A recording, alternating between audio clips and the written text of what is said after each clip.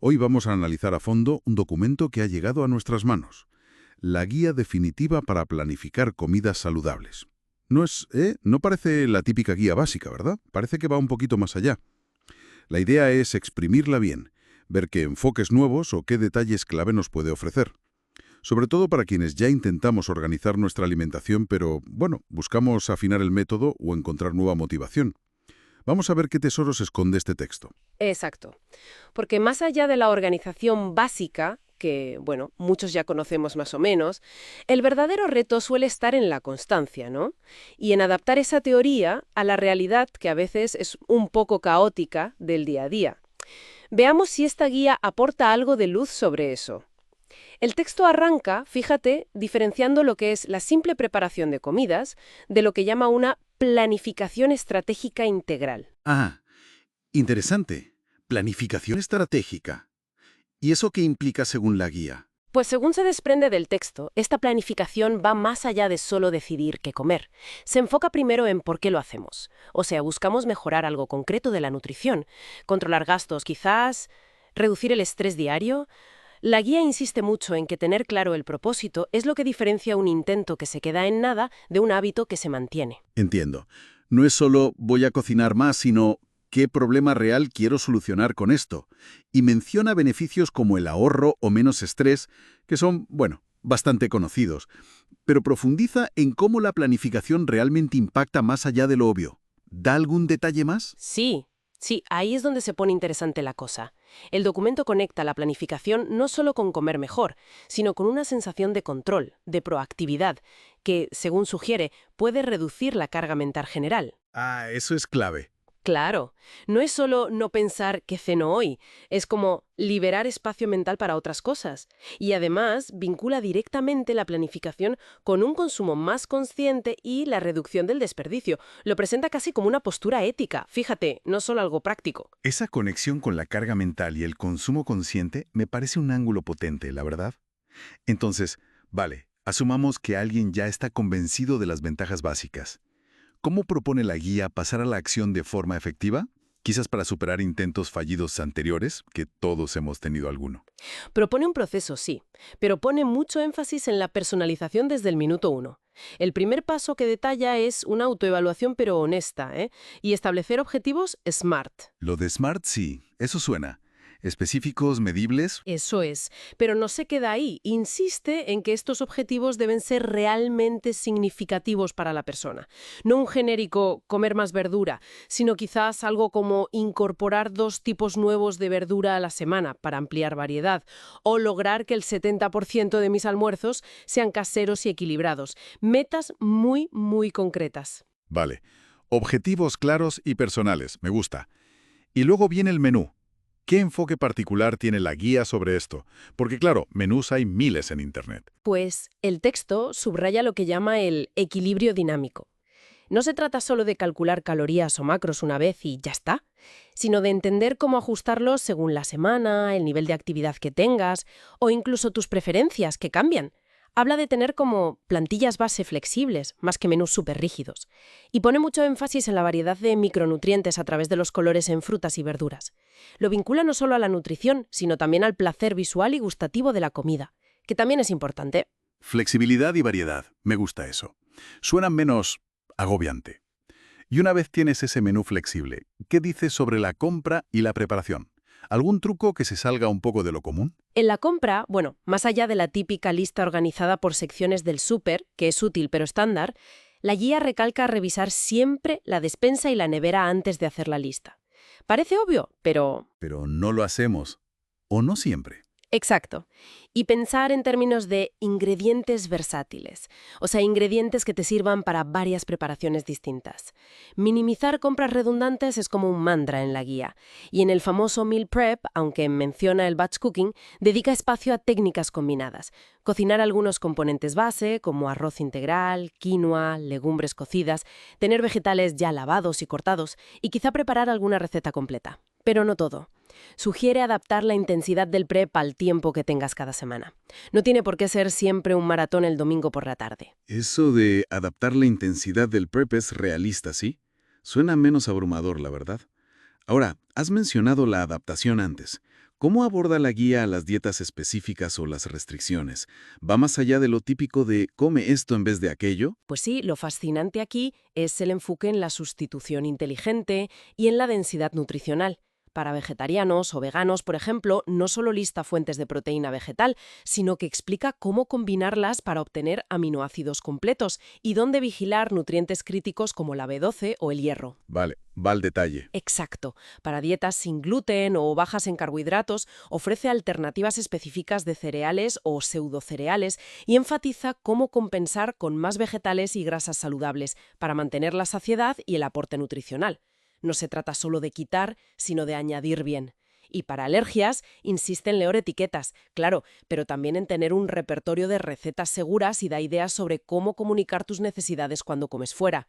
La clave que transmite es la proactividad y el conocimiento, no la simple restricción. Bien, muy enfocado en soluciones prácticas, me parece. Y hablando de práctica, ¿la guía incluye recetas? ¿Hay algún ejemplo que destaque por ser especialmente, no sé, ingenioso o representativo de esta filosofía de flexibilidad y nutrición? Mm. Más que recetas súper revolucionarias, lo que destaca es cómo se estructuran. Por ejemplo, un bowl de arroz integral no te lo da como una receta fija, sino más bien como una fórmula. Una base de cereal integral plus una proteína, pollo, tofu, garbanzos, lo que sea, plus vegetales variados, asados, crudos, plus un aderezo saludable. Ah, te da la estructura. Eso es. Te da la estructura para que tú adaptes con lo que tengas en casa o lo que te apetezca. Lo mismo con los smoothies o las ensaladas. Menciona combinaciones concretas, como una ensalada de quinoa mediterránea o un salmón al horno con espárragos, pero siempre animando a variar los componentes. Entiendo, el concepto es más importante que la receta exacta.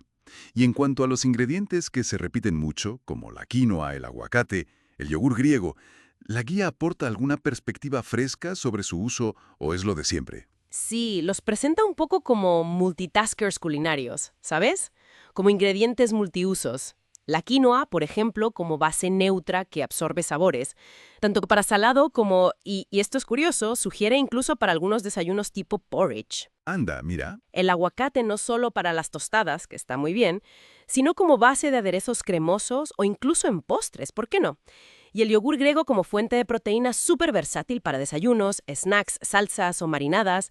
El enfoque está en su flexibilidad y en cómo pueden elevar nutricionalmente platos sencillos. Vale, tenemos la planificación, las recetas flexibles, pero a menudo el plan se estrella contra la realidad.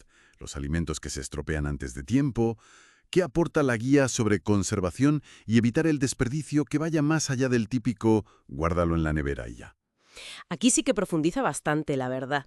Detalla el almacenamiento estratégico, qué frutas y verduras hay que separar por el gas etileno que producen, qué necesita humedad y qué aereación, el uso de recipientes adecuados. Eso por un lado.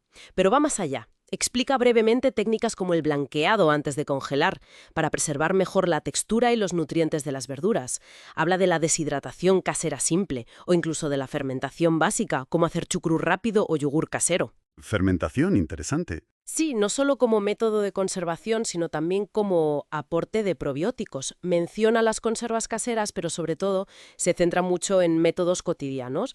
Usar primero lo más antiguo, el famoso FIFO, First In, First Out, cómo revitalizar hierbas que están un poco lánguidas poniéndolas en agua, o cómo aprovechar tallos y hojas que a menudo descartamos. Me interesa eso de aprovechar partes que normalmente tiramos. ¿Da ejemplos concretos de eso? Sí, menciona usar los tallos de brócoli o coliflor en sopas o salteados, que están buenísimos, las hojas de zanahoria para hacer un pesto diferente, o guardar restos de vegetales, pieles de cebolla, puntas de zanahoria, para hacer caldo casero. Anda, pues son buenas ideas. Son pequeños gestos que sumados marcan una diferencia importante, tanto en el desperdicio como en el presupuesto, claro. Y conecta estas prácticas directamente con la sostenibilidad y la optimización de recursos, reforzando esa idea de consumo consciente de la que hablábamos antes. Tiene sentido. Ahora, todo esto requiere constancia, claro. ¿Qué herramientas o estrategias propone la guía para mantener la motivación y superar los obstáculos típicos? Ya sabes, comer fuera de casa, la falta de tiempo un día. Pues reconoce que la vida pasa y los planes a veces se tuercen. Es realista en eso. Sugiere tener siempre planes B, Algunas comidas congeladas listas para calentar e ingredientes para ensamblar algo rápido pero saludable como una ensalada completa, o saber qué pedir de forma más o menos sana si comes fuera. El kit de emergencia. Eso, un kit de emergencia culinario. Menciona el uso de tecnología. Hay apps de planificación, webs de recetas, pero como apoyo, no como la solución mágica.